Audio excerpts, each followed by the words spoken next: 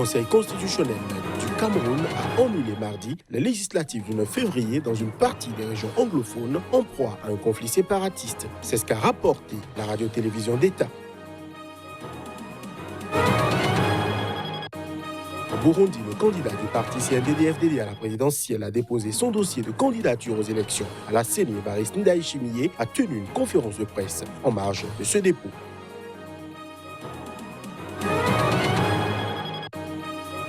Des milliers d'étudiants ont manifesté ce mardi au cœur d'Alger. Objectif, marquer le premier anniversaire des manifestations étudiantes au sein du mouvement populaire de contestation du Irak.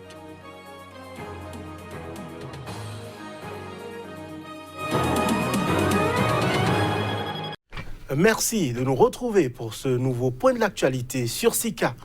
Le Conseil constitutionnel du Cameroun a annulé ce mardi les législatives du 9 février dans une partie des régions anglophones en proie à un conflit séparatiste. C'est ce qu'a rapporté la radio-télévision d'État, la CRTV.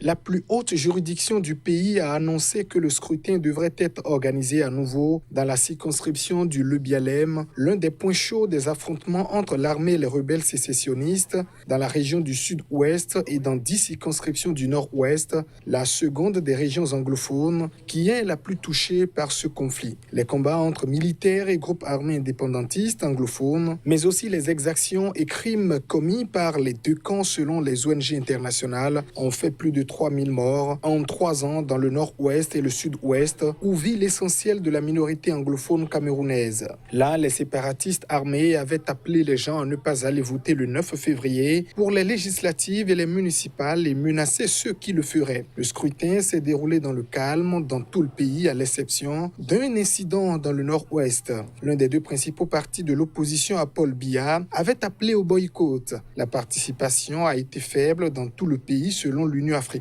mais tout particulièrement dans les zones anglophones. Ni les résultats officiels, ni le taux de participation n'ont été rendus publics à ce jour. La date du nouveau scrutin dans les circonscriptions où le Conseil constitutionnel a annulé le vote n'a pas été rendue publique, pas plus que les raisons de sa décision.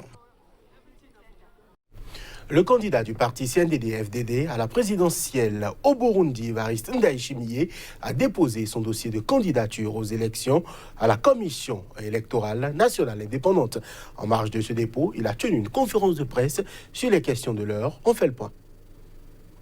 Conformément à la loi et au calendrier électoral, Évariste Ndayishimiye a été le premier à déposer sa candidature à la CENI ce mardi pour la présidentielle du mois de mai prochain.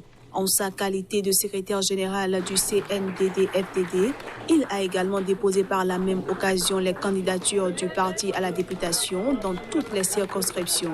Après le dépôt de sa candidature, Évariste Ndayishimiye a animé une conférence de presse au cours de laquelle il a annoncé à l'opinion nationale et internationale qu'il venait de déposer sa candidature à la Commission électorale nationale indépendante. Le parti CNDD-FDD a le plaisir d'annoncer au public national et international qu'on vient de déposer à la commission du pays chargée des élections tout ce qui est exigé par la loi pour tous les candidats qui participent au vote pour devenir un président de notre pays.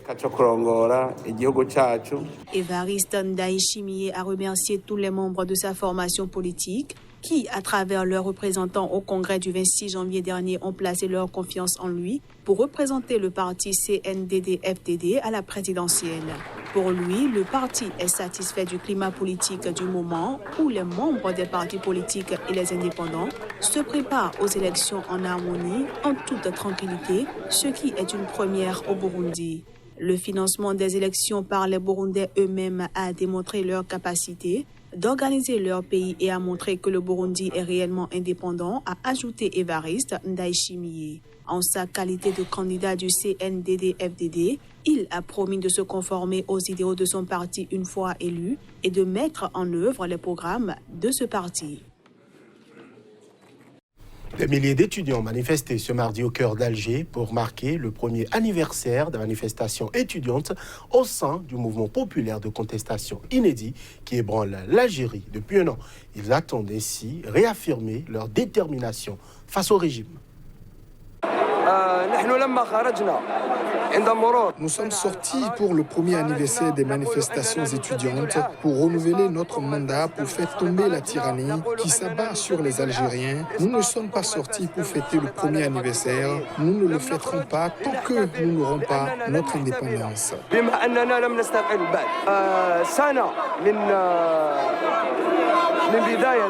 Après une année, nous n'avons pas atteint notre but qui est l'indépendance. Néanmoins, nous avons acquis une partie de la société, une partie de l'opposition, une élite intelligente, une élite qui refuse l'injustice pour tous.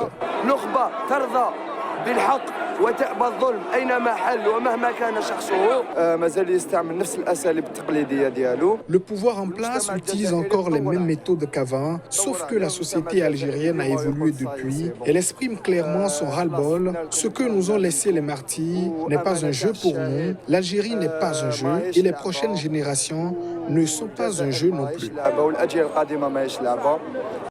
Mesdames, Messieurs, cette édition se poursuit. Les leaders du 5 Sahel se sont réunis pour un sommet en Mauritanie. À cette occasion, ils ont appelé à intensifier l'effort contre le djihadisme. Les dirigeants réunis pour un sommet du G5 Sahel à Nouakchott ont affirmé ce mardi la nécessité d'une intensification tout azimut de l'effort de lutte contre la propagation du djihadisme et des violences dans la sous-région.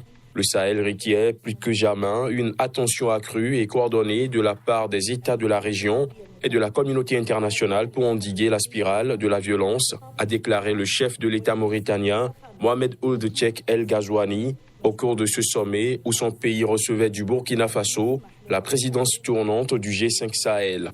Je vous rejoins pour dire qu'un sursaut de mobilisation, de coordination ou de priorisation est nécessaire, a aussi affirmé le ministre français des Affaires étrangères, Jean-Yves Le Drian. La première tâche de cette coalition, c'est de renforcer la synergie entre les 4 piliers de notre action conjointe, l'action militaire, le renforcement capacitaire des forces armées du G5, le retour de l'État grâce au projet de gouvernance, de sécurité intérieure et d'appui à l'administration régalienne, et la stabilisation et le développement. Le G5 Sahel, qui inclut également le Mali, le Niger et le Tchad, et qui fournit depuis 2014 un cadre de coopération entre les 5 pays pour la sécurité et le développement, tenait ce sommet ordinaire alors que le Sahel est confronté à une forte poussée djihadiste et une sévère dégradation sécuritaire aggravée par une série de défis démographiques, économiques et environnementaux sans solution apparente à court terme. Partie du nord, du Mali, les violences se sont propagées au centre du pays et au Burkina Faso, puis au Niger voisin. Le dialogue politique interlibyen aura bel et bien lieu comme prévu à Genève. La mission d'appui des Nations Unies en Libye a confirmé mardi le lancement des assises, ce malgré les annonces de suspension de la participation des 2 camps rivaux. La mission d'appui des Nations Unies en Libye assure. Le dialogue politique libyen débutera ce mercredi comme prévu. Lundi, le Parlement basé dans l'est du pays qui appuie le maréchal Khalifa Haftar ainsi que son rival, le Haut Conseil d'État qui soutient le gouvernement d'union nationale basé à Tripoli, ont annoncé séparément avoir suspendu leur participation à ces pourparlers politiques à Genève, invoquant des raisons différentes.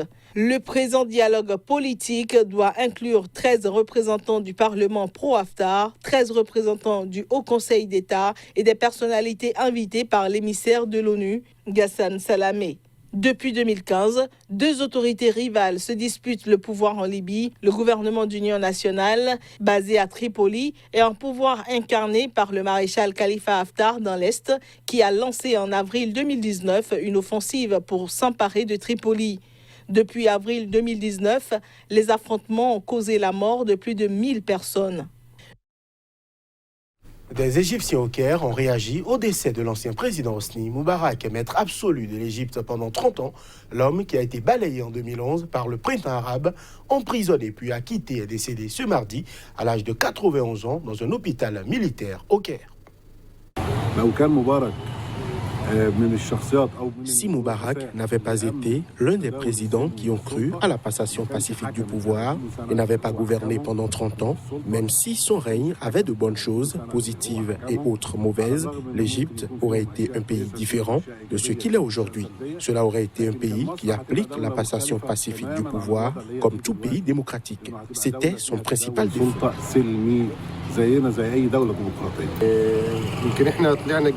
Peut-être que nous, la génération des années 70 et 80, nous avons grandi avec cet homme que nous considérions comme un père. Il a été au pouvoir pendant plus de 30 ans. Qu'il repose en paix. C'était un homme respectable et c'est ce que nous avons vu dans les médias. Mais ce n'est pas à nous de juger sa personnalité. Qu'il repose en paix. C'était une personne respectable et nous avons été témoins de beaucoup de choses en son temps, mais il a subi beaucoup d'injustices dans ce pays. C'était une grande injustice. Mais qu'allons-nous dire? Qu'il repose en paix. L'Organisation mondiale de la santé s'inquiète de l'allure que prend l'épidémie du nouveau coronavirus. La propagation, son lien originel avec la Chine, est une des grandes questions, un véritable casse-tête pour l'Organisation mondiale de la santé. Le nouveau coronavirus continuait à tuer mardi, particulièrement en Iran, au Japon, en Corée du Sud, en Italie, et la multiplication des cas de contamination accroissait les risques de pandémie, surtout dans les pays pauvres. L'Organisation mondiale de la santé estime que l'épidémie apparue en décembre dans le centre de la Chine a déjà atteint un pic dans ce pays où elle a contaminé quelques 77 000 personnes, dont 2 600 mortellement. Mais la maladie Covid-19 concerne désormais la Chine mise à part, plus d'une trentaine d'États où elle a fait au moins 41 morts et 2500 cas de contamination. Le directeur général de l'ONU, Tedros Adhanom Ghebreyesus, a averti lundi à Genève que le monde restait menacé de pandémie, à savoir une épidémie d'ampleur internationale. L'agence spécialisée de l'ONU s'inquiète particulièrement des risques pour les pays pauvres, mal équipés pour dépister et combattre le nouveau virus. La grande question que nous nous posons actuellement concerne la propagation et la transmission du virus sans lien évident avec la Chine et l'épidémie initiale. C'est une question que nous examinons de près. Les scientifiques l'examinent de près parce que c'est une question que nous devons résoudre. Est-ce que cela se produit partout, dans de nombreux endroits, ou peut-on remonter jusqu'à l'épidémie d'origine? Le coronavirus change la donne de la mondialisation, selon le ministre français de l'économie et des finances. Aux États-Unis, l'administration Trump prévoit de consacrer 2,3 milliards d'euros à la lutte contre la maladie. Ce sera tout pour cette édition. Merci de l'avoir suivi.